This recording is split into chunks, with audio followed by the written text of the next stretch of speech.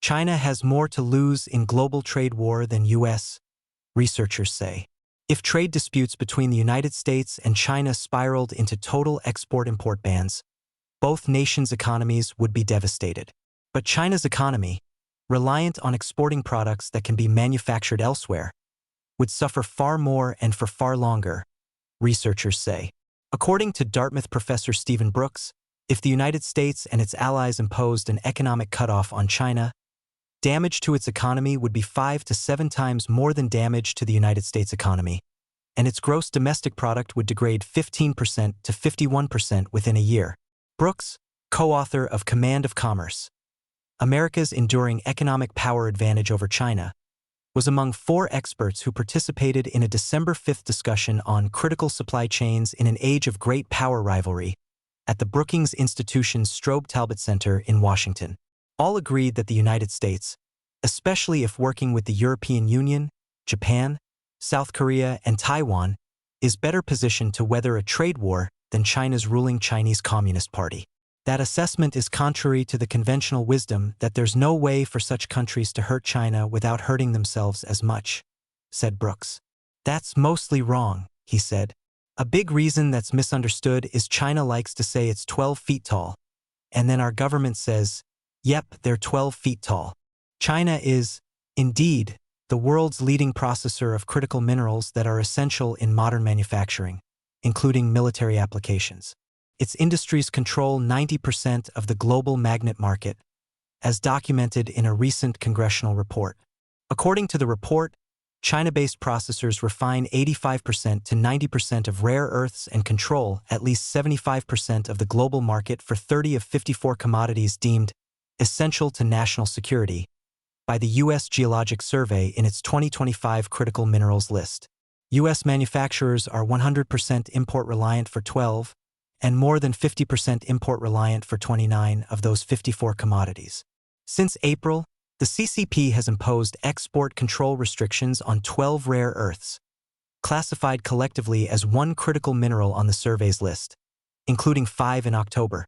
China has since suspended restrictions for a year on the 5 it sanctioned in the October trade negotiations with President Donald Trump, but restrictions imposed on 7 other rare earths remain intact. The CCP's manipulation of global minerals markets is, by far, the best weapon China had, Brooks said. I don't see yet anything nearly as close to rare earths as a super valuable weapon that China has. Therefore, he said, China may well have just used its best weapon. If I was a Chinese strategist, I would have held actually that in reserve for what I would call a true crisis. If the United States expanded export restrictions on Chinese industries, they would have such amazing power, Brooks said. In terms of things China needs from the US and its allies to make what it wants to make, I can't stretch my arms wide enough. The book Command of Commerce, published in April after 3 years of research with co-author Ben Vagel, a 2025 Knight Hennessy Scholar, exposed skewed and misinterpreted data, poorly defined standards in measuring economies, and a quite shocking revelation that no one has actually modeled what exactly would happen if there was a cutoff in trade with China, Brooks said. Among the discoveries, China's economy is 1/3 smaller than it's currently measured to be, not 3%, 33%, which means China's economy is more like half of our size rather than 2/3, Brooks said, noting that the Soviet Union, at its peak of economic power in 1975, was at 57% of U.S. GDP. Brooks said the assessment reached in his research is that China is not yet as large relative to us as the Soviet Union was during the Cold War. Few acute vulnerabilities. Another finding, he said, is that 55% of global high-tech profits are accrued by U.S. firms, while Chinese companies only account for 8%, confirming that China is not operating where technologies are developed but, instead, where finished products are assembled, a role and opportunity that other nations could assume. There's tons of stuff made in China. If you look at it geographically, China is very impressive, Brooks said. But if you ask, what do Chinese firms themselves make? It's much less impressive. Globalization favors the United States, Brooks said. In the high-tech space, it's essentially the US plus its allies at about 85 to 90%. If that 90% cuts China off, China will fail, he said. Among the misperceptions is counting things like the iPhone as part of China's technological production. Brooks said when 32% of components come from the United States, 25% from South Korea, 12% from Japan, and 7% from Taiwan. Number 5 is China at 3.8%, roughly about $20 worth of value in the iPhone, he said. It's not a Chinese phone, but it's counted as being a Chinese phone in all the data that we have, including when people say that China's the manufacturing superpower. The other problem is they're putting all manufacturing in the same boat, so that includes semiconductor chips and chopsticks both together. And so really what you need to do is separate out the things that are really of crucial importance. The high-tech production, he said. And if you look at high-tech production, the US, not China, is the world's manufacturing superpower. The US is at 29% and China is at 16%. Brooks added that China is a very unique economy, in which investment as a share of its GDP has been at least 35% since the mid-1980s, despite diminishing returns without matching boosts in consumption. No one else is like this, and it causes their GDP to be skewed and other measures to be skewed, he said. The book was briefed more than 20 times before publication by federal agencies, who absorbed everything but added nothing, he said. The fact that our government had not done this is quite shocking. It wasn't always this way, he said, noting that in the Cold War, the biggest part of the CIA was devoted to measuring the Soviet economy. We got rid of that. We've never brought it back. We need to bring it back.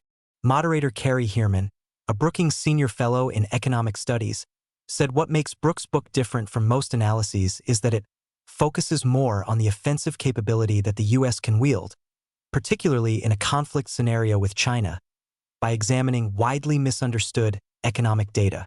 She said a November Brookings analysis co-authored by the other 3 panelists offers a very clear framework about how the United States should not only identify commercial relationships that might pose a national security risk, but also, very importantly, how to prioritize those potential risks. Strobe Talbot Center Director of Foreign Policy Research Michael O'Hanlon, author of To Dare Mighty Things, U.S. Defense Strategy Since the Revolution, to be published in 2026, said mounting concerns about defense industry supply chains, particularly regarding rare earths and semiconductors, justly garner attention and increasing resources. This got us thinking, are there other areas in the economy where, if a foreign adversary chose to really put their metaphorical foot on our throat, it could threaten the basic functioning of society, the economy, put a lot of lives immediately at risk? He asked.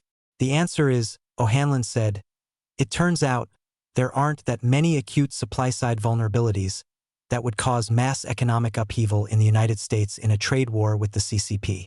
Generic dependence in pharma. There would be inconveniences, O'Hanlon said, such as in stadiums and other large gathering places. Maybe some seats come from China, maybe some big display come from China. But if we have to forego watching Washington lose a football game again because a screen's been cut off in a supply-side crisis, that's not a big national security problem. It may even be good for my heart. A vulnerability could be dependencies on pesticides and insecticides where, say, China has a 25% market share, he said. That's a gray area of national security vulnerability because if it's 25%, that's not 95%, and there probably are certain ways where you could afford to use a little less pesticide here and there, or do some crop substitution. The study examines 16 areas of critical infrastructure, as defined by the Department of Homeland Security and other agencies to identify where the whole society has dependencies in the broader economy, O'Hanlon said. Among them is pharmaceuticals, said Brookings Health Policy and Economic Studies Senior Fellow Marta Wosinska, author of a Brookings analysis on the global prescription drug supply chain and the CCP's grip on precursor chemicals for antibiotics. China isn't producing breakthroughs but is producing generic drugs in volume, she said. A supply chain opportunity exists there for other nations, including the United States, if they could make this profitable and capture it. Think about generic drugs. Spend so little on it, there's no profits in that market, Wosinska said. 60% of Americans take 187 billion tablets. Just tablets, not other formulations. But, it's a tiny amount of dollars in comparison with specialized US-produced pharmaceuticals. We have tremendous reliance on China for antibiotics, she said.